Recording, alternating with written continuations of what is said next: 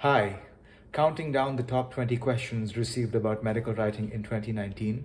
Question number 12 is, would medical writers be willing to speak with me?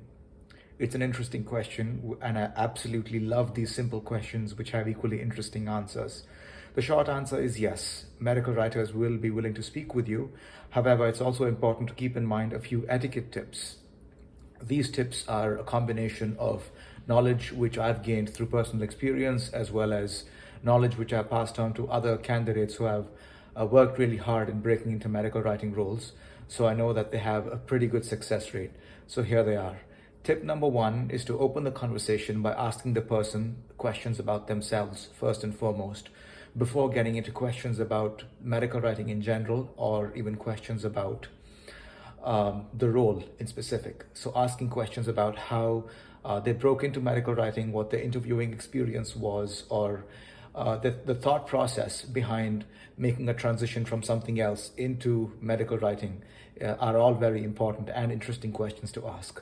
Any questions which help the person share a little something about themselves is a type of conversation starter which not only helps you start off on the right foot, but also helps you build rapport for future conversations as well. The second etiquette point is to think about the 80-20 rule, which is let the other person speak about 80% of the time, and you, as the person making the phone call or scheduling the Zoom meeting, speak about 20% of the time. An interesting way of doing this is to come in with a very specific set of questions, written down questions about the person, questions about the role, and questions about medical writing in general, and to just go through those questions one at a time. If there are opportunities in the conversation to go off into a tangential direction and speak about something else, then absolutely use that opportunity. However, if the person you're speaking to is just on point and just wants to answer the question, give them an opportunity to just answer the question without getting into any tangential conversations, because some people like to get into tangential conversations while others just like to stay on point. So come prepared with the second possibility in mind, that the person just wants to answer questions. The third important tip, and this is one thing which most people miss, is to use a scheduling application.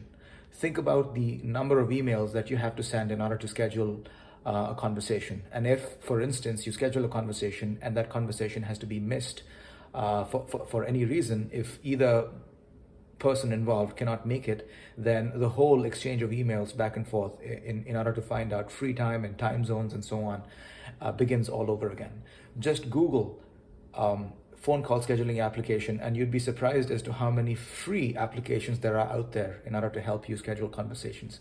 So think about those points, and all the best with scheduling conversations with medical writers and learning a little bit about them and seeing how much of an overlap you might notice between your own dreams and aspirations of getting into medical writing, and how much common ground you can find between yourself and full-time medical writers out there.